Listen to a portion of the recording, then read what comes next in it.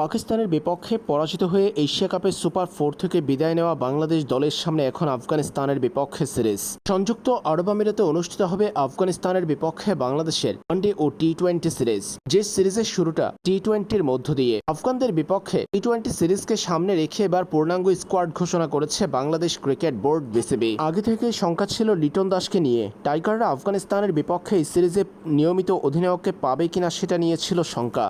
Asia কাপের super 4-এ Bharat পাকিস্তানের বিপক্ষে দুটা ম্যাচে খেলতে পারেননি লিটন। এবার জানা গেল আফগানিস্তানের বিপক্ষেও টি-20 সিরিজ খেলা হচ্ছে না টাইগারদের নিয়মিত অধিনায়কের। লিটন দাসের পরিবর্তে আফগানদের বিপক্ষে বাংলাদেশকে নেতৃত্ব দিবেন জাকির আলী অনিক। আফগানদের বিপক্ষে বিসিবির ঘোষিত টাইগার স্কোয়াডে আছেন জাকির আলী অনিক, তানজিদ হাসান তামিম, পারভেজ হোসেন ইমন, সাইফ হাসান, তৌহিদ হৃদয়, শামীম হোসেন, নুরুল হাসান সোহান, রেশাদ হোসেন, শেখ মেহেদী হাসান, নাসুম আহমেদ, তাসকিন আহমেদ, তানজিম হাসান সাকিব, মুস্তাফিজুর রহমান, শরীফুল ইসলাম, মোহাম্মদ সাইফুদ্দিন এবং সৌম্য সরকার।